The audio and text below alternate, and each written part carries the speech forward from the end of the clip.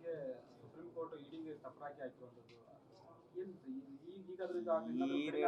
ಬಿಡಿ ಸರ್ ಹೋಗ್ಲಿ. ಈಗ ಏನಿದೆ, ಈಗ ಮೋದಿ ಸಾಹೇಬ್ರದ್ದು ಒಂದು ಟರ್ಮ್ ಇದೆ, ಅರ್ಥ ಆಯ್ತಲ್ವಾ? ಅದು ಮುಗಿಯೋವರೆಗೆ ದೇಶದಲ್ಲಿ ಯಾರೇನು ಮಾತಾಡಂಗಿಲ್ಲ, ಆ ಟರ್ಮ್ ಮುಗಿಲದು. ಈಗೇನಾಗೈತೆ ಅಂತ ನಾವೇನು ಹೇಳಿದ್ರೆ ಅವ್ರ ವಿರುದ್ಧನೇ ಇದೆ ಅಂತ ಹೇಳ್ತೀರಿ, ಇವತ್ತಿಲ್ಲದ್ರೆ ಮುಂದೆ ಬರ್ತಕ್ಕಂಥ ದಿನಗಳಲ್ಲಿ ಅರ್ಥ ಆಗುತ್ತೆ. ಯಾಕಂದ್ರೆ ಎಲ್ಲ ಆಡಳಿತಗಳ ಮಾಪನ ಆಗೇ ಆಗುತ್ತೆ ಮುಂದೆ. ಅದ್ರ ಬಗ್ಗೆ ಈಗ ಸದ್ಯಕ್ಕೆ ಚರ್ಚೆ ಬೇಡ.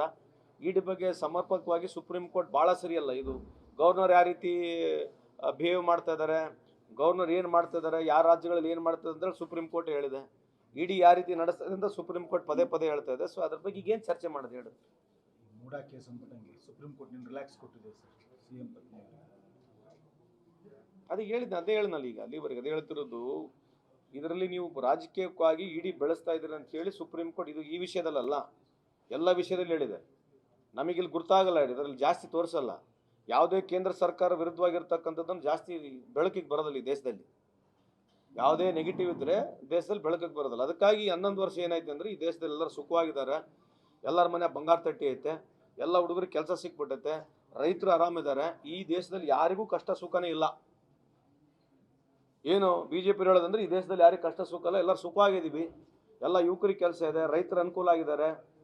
ನಾವು ಏನು ಯೋಚನೆ ಮಾಡ್ತೀವಿ ಪ್ರಗತಿ, ಅದಕ್ಕಿಂತ 10 ಸಲ ಜಾಸ್ತಿ ಪ್ರಗತಿ ಮಾಡ್ಕೊಂಡ್ಬಿಟ್ಟಿದ್ದೀವಿ ಅಂತಕ್ಕಂಥದ್ದು ಕನ್ಫೈನ್ಡ್ ಇದೆ. ಅದಕ್ಕೆ ನಾವೇನು ಮಾತಾಡೋಣ?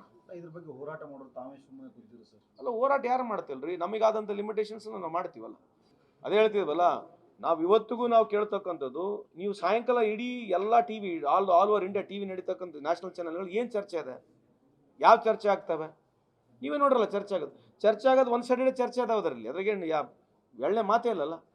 ಬೇಕಾದ್ರೆ ಕಳೆದ 10 ವರ್ಷ ತೆಗೆದು ಬಿಡ್ರಿ, ಎಲ್ಲ ಸಾಯಂಕಾಲ 6 ರಿಂದ 8 ಗಂಟೆಗೆ ಏನಾಗ್ತವೆ ನೋಡ್ರಿ ಇಡೀ ದೇಶದಲ್ಲಿ. 6 ರಿಂದ 8, 9 ಎಲ್ಲ ಪ್ರೈಮ್ ಟೈಮ್ಗಳು ಏನು ನಡೀತವೆ ಡಿಬೇಟ್ಗಳ ಬಗ್ಗೆ ಚರ್ಚೆ ಮಾಡಿ ನೋಡ್ರಿ. ಯಾಕಂದ್ರೆ ಎಲ್ಲ ಅದಾನಿದು ಅಂಬಾನಿದು ಅವೆಲ್ಲ ಚಾನಲ್ಗಳು ಅರ್ಧಕ್ಕರ್ಧ.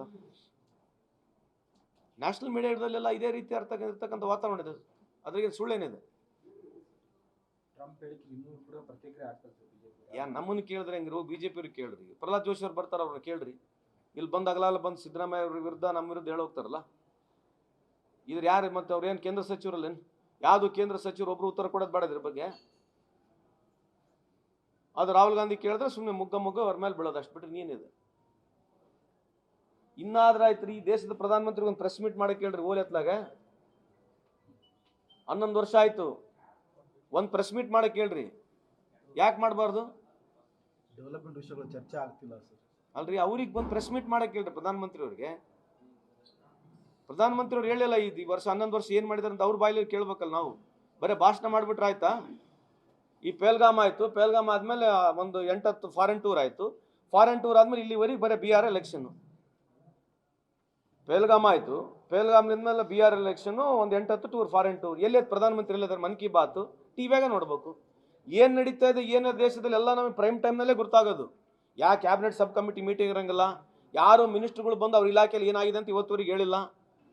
11 ವರ್ಷದ ಅವಧಿಯಲ್ಲಿ ಯಾವ ಇಲಾಖೆ ಮಿನಿಸ್ಟ್ರು ಅವ್ರ ಅವಧಿಯಲ್ಲಿ ಏನಾಗಿದೆ ಅಂತ ಒಬ್ಬರು ಬಂದು ಎಲ್ಲಿ ಪ್ರೆಸ್ ಮೀಟು ಮಾಡೋದಿಲ್ಲ.